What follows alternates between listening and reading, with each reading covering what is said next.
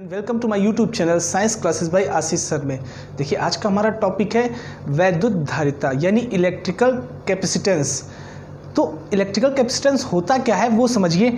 मान लिया आपके पास एक वायर है, अगर आप उसमें चार्ज देंगे यानी आवेश देंगे तो क्या होगा, उसका विभव एक रेशियो में बढ़ता जाएगा। जैसे कि एग्जांपल के तौर पे समझिए, मान लें आपके पास एक ये वायर है, आपने यहाँ इसको क्या किया, चार्ज दे दिया। इस वायर को हमने एक पॉजिटिव चार्ज दे दिया, तो इस वायर का जो पोटेंशियल होगा, विभव होगा, वो एक रेशियो में बढ़ता रहेगा। वो रेशियो में किस प्रकार बढ़ता रहेगा वो भी हम आपको बताएंगे। चलिए यहीं देख लीजिए कि मान ले एक वायर है, हमने इसको इसको हमने जो चार्ज दिया वो कितना है, 1 कूलाम दिया, तो इसका वोल्टेज रहेगा 0। इसको जब हमने चार्ज दिया 2 कूलाम, तो इसका वोल्टेज हो जाएगा आपका 1 वोल्ट। ये ऐसा क्यों होता है ये आगे बताएंगे, लेकिन इस रेशियो में बढ़ता है। यानी जब आप 1 कूलाम देंगे तो उसका वोल्टेज होगा 0, जब आप 2 कूलाम देंगे तो उसका वोल्टेज होगा 1 वोल्ट। ये किस प्रकार होगा आगे भी बताएंगे।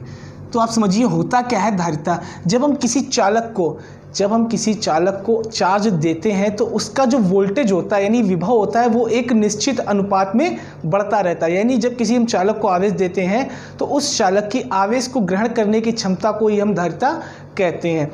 देखिए जब हम किसी चालक को आवेश देते हैं तो उसमें जो विभव में होने वाली वृद्धि होती है वो इस आवेश के अनुक्रमानुपाती होती है।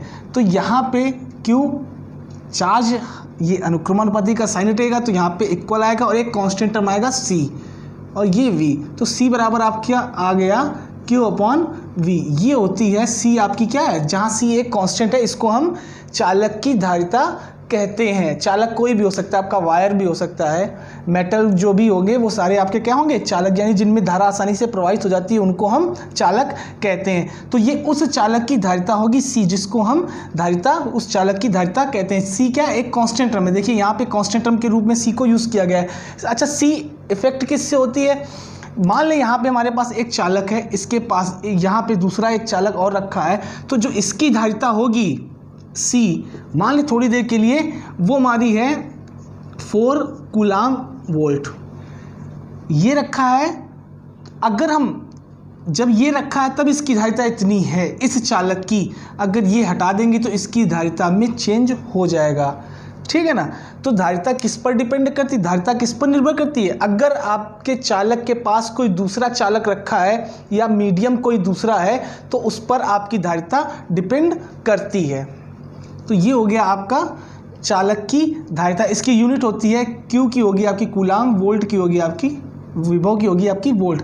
तो धारिता की मात्रक क्या होगा, कूलाम पर वोल्ट। तो हम धारिता को वैसे हम फैरेड भी कहते हैं, 1 फैरेड भी कहते हैं, फैरेड। तो ये हो जाएगा 1 कूलाम पर वोल्ट।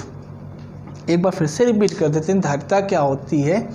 जब किसी चालक को हम आवेश देते हैं तो उस चालक में एक निश्चित अनुपात में क्या होता है, पोटेंशियल भी इंक्रीज होता रहता है यानी बढ़ता रहता है।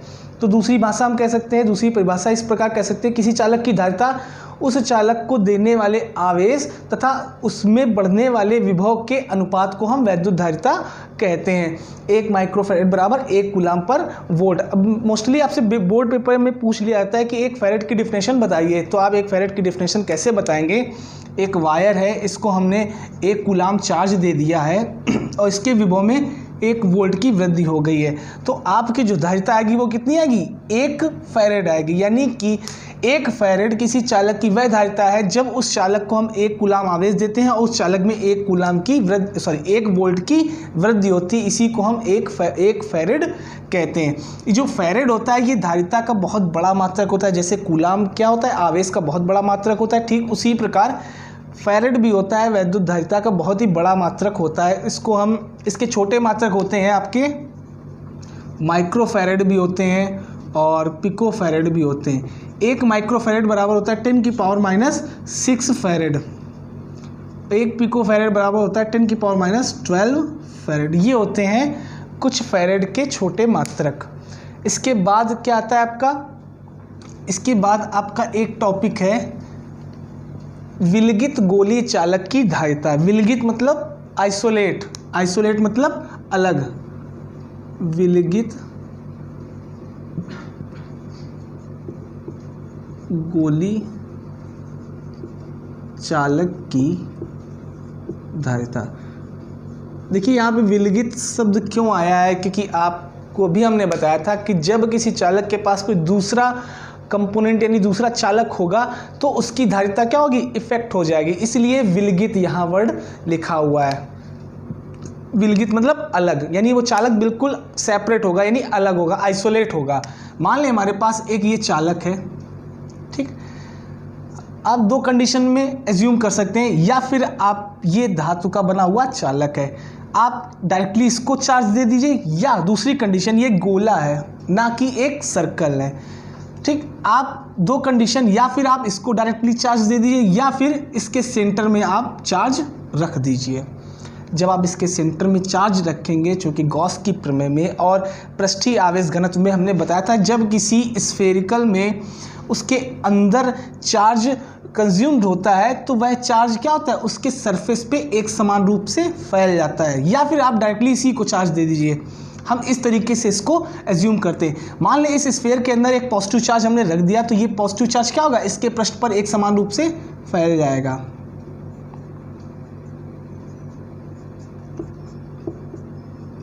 और इस अब ये चार्ज यहाँ से अंदर से खत्म हो गया, इसकी रेडियस है आपकी a है, ठीक।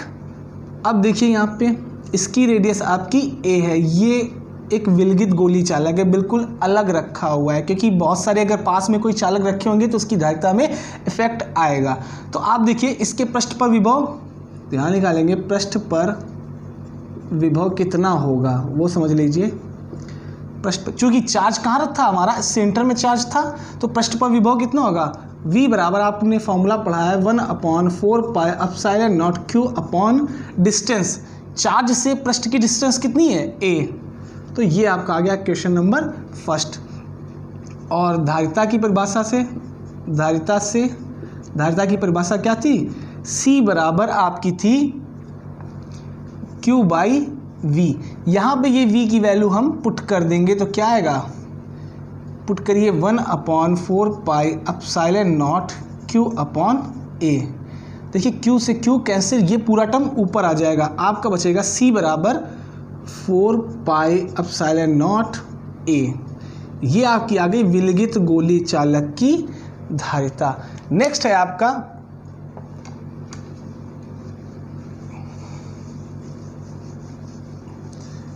आपका टॉपिक है आवेशित चालक की स्थितिज ऊर्जा। आवेशित चालक की स्थितिज ऊर्जा, वो समझ लीजिए क्या होता है।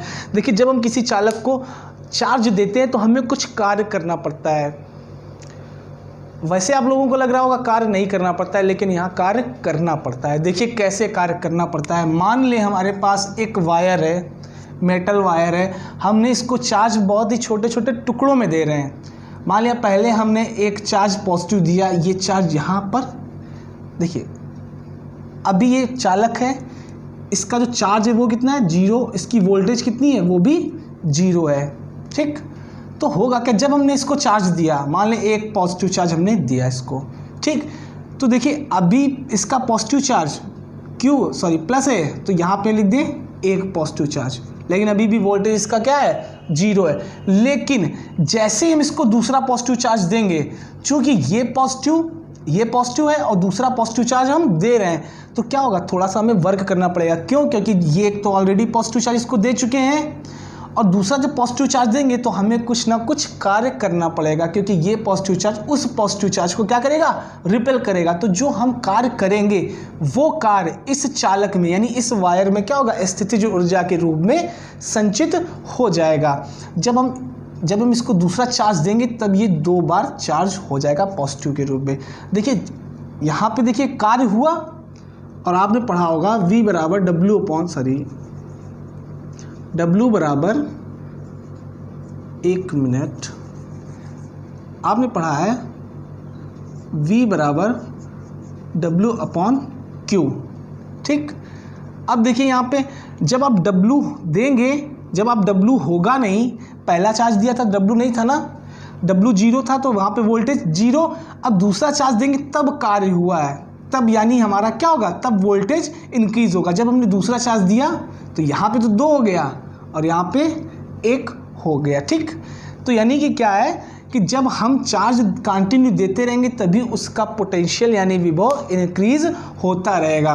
जब हमने दूसरा चार्ज दिया तो क्या हो, हमें कुछ एक्स्ट्रा वर्क करना पड़ा। यही कार्य क्या होता है, इस चालक में स्थितिज ऊर्जा के रूप में संचित हो जाता है। ठीक, देखिए पहले आपका जो चालक था इसका पोटेंशियल कितना था, 0 था, जब इसको 1 मान लें। लेकिन बाद में जब हम इसको चार्ज करते गए यानी पॉजिटिव काफ़ी देर तक चार्ज किया इसको, तो इसका चार्ज कितना हो गया, इसका चार्ज हमने मान लिया V हो गया इसका चार्ज, ठीक है ना। तो अब इस चालक का औसत चार्ज कितना हो गया, यानी औसत चार्ज, औसत विभव कितना हो गया, पहले 0 फिर कितना V, इसी प्रकार औसत निकालते हैं तो कितना हो गया औसत, ये हो गया। तो अब निकालेंगे किया गया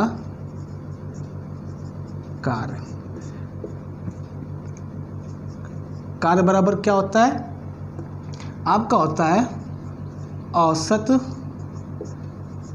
विभव इनटू आवेश। ये उसी फॉर्मूले से है जैसे कि इससे पहले मैं बताया था। औसत विभव कितना है, V/2, आवेश कितना है, Q। तो ये आपका बन गया 1/2 V × Q, ये W।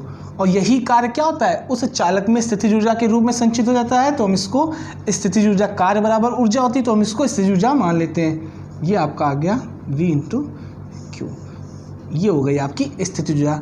सेकेंड पॉइंट देखिए, आप जानते हैं, यहाँ लिखेंगे वी नो दैट कि ये U है।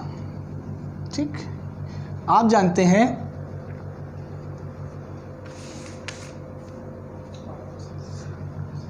V बराबर Q/C। तो यहाँ पे V की जगह ये वैल्यू पुट कर दें तो क्या आएगा, 1/2 V की जगह पुट कर देंगे Q/C और यहाँ पे Q। तो यहाँ देखिए क्या आ जाएगा, U बराबर ½ Q²C। आप इस फॉर्मूले को अपनी सुविधा अनुसार C बराबर Q/V से चेंज कर सकते हैं जैसा कि आपसे न्यूमेरिकल में पूछा जाए। आई होप कि आपको समझ में आया होगा। अगर आपको वीडियो समझ में आया होगा तो लाइक करें और मेरे चैनल को सब्सक्राइब करें ताकि मेरे लेटेस्ट वीडियो आप तक आसानी से पहुंचते रहे। Thank you.